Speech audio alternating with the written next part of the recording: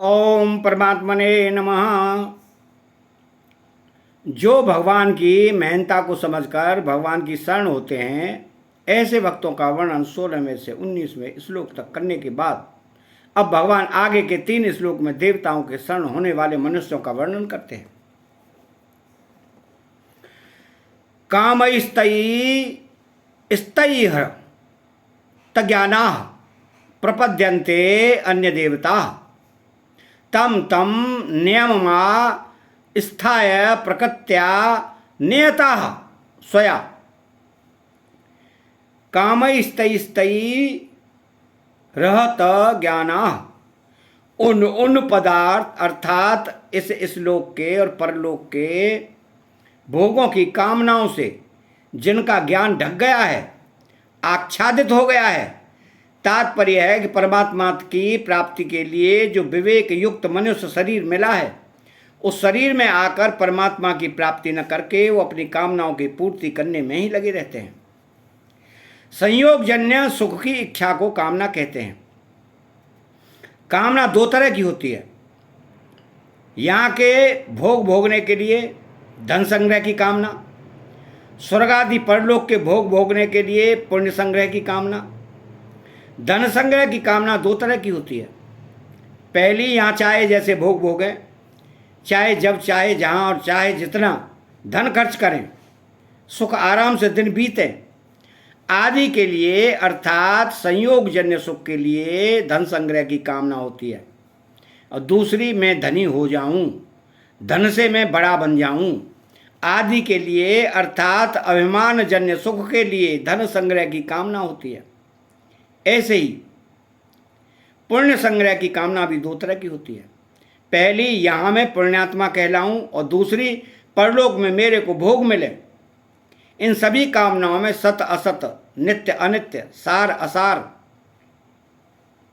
बंध मोक्ष आदि का विवेक आच्छादित हो जाता है। विवेक आच्छादित होने से वह यह समझ ही नहीं पाते कि जिन पदार्थों की हम कामना कर रहे हैं, वे पदार्थ हमारे साथ कब तक रहेंगे, हम उन पदार्थों के साथ कब तक रहेंगे। प्रकृत्या नियता स्वया, कामनाओं के कारण विवेक ढका जाने से वे अपनी प्रकृति के नियंत्रित रहते हैं, अर्थात अपने स्वभाव के परवश रहते हैं। यहाँ प्रकृति शब्द व्यक्तिगत स्वभाव का वाचक है, समष्टि प्रकृति का वाचक नहीं। यह व्यक्तिगत स्वभाव सब में मुख्य होता है।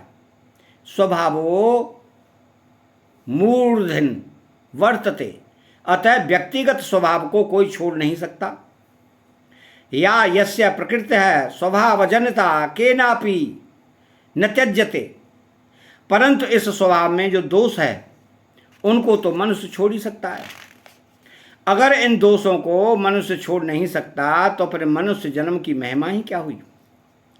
मनुष्य अपने स्वभाव को निर्दोष शुद्ध बनाने में सर्वदा स्वतंत्र है, परंतु जब तक मनुष्य के भीतर कामना पूर्ति का उद्देश्य रहता है, तब तक वह अपने स्वभाव को सुधार नहीं सकता, और तभी तक स्वभाव की प्रबलता और अपने में निर्बलता दिखती है।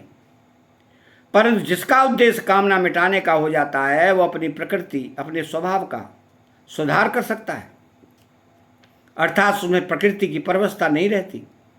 तो तम नियम मास्थाय, कामनाओं के कारण अपनी प्रकृति के परवश होने पर मनुष्य कामना पूर्ति के अनेक उपायों को और विधियों नियमों को ढूंढता रहता है।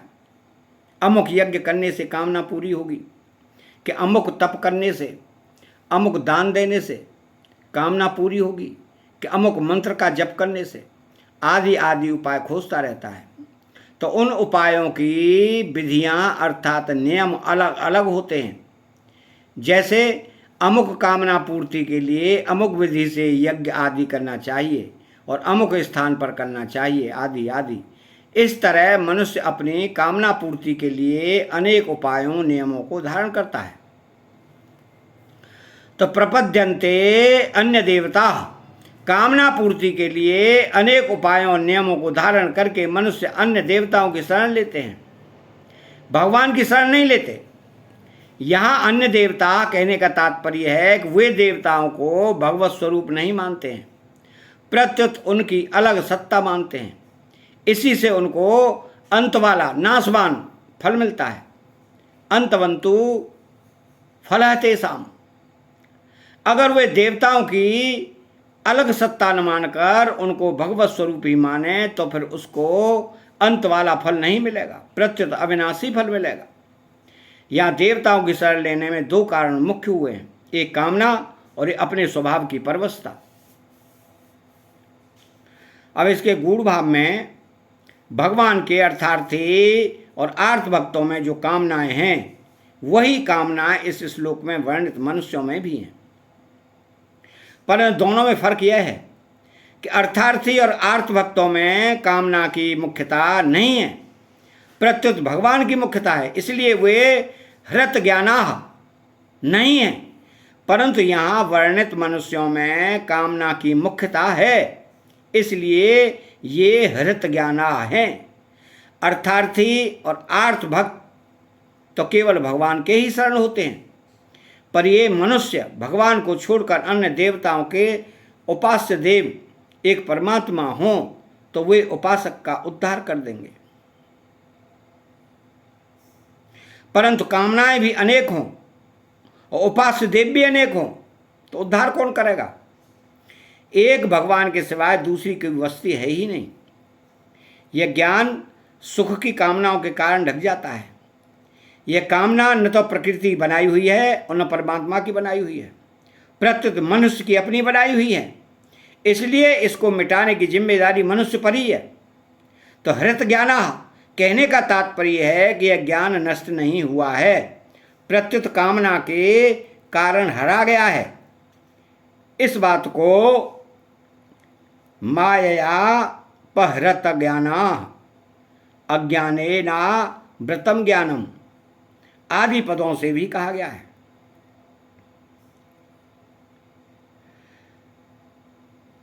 तो माया पहरत ज्ञाना पद में तमोगुण की प्रधानता और रजोगुण की गौणता है, पर यहां आए कामस्तयी स्तयी र तज्ञाना पद में रजोगुण की प्रधानता और तमोगुण की गौणता है।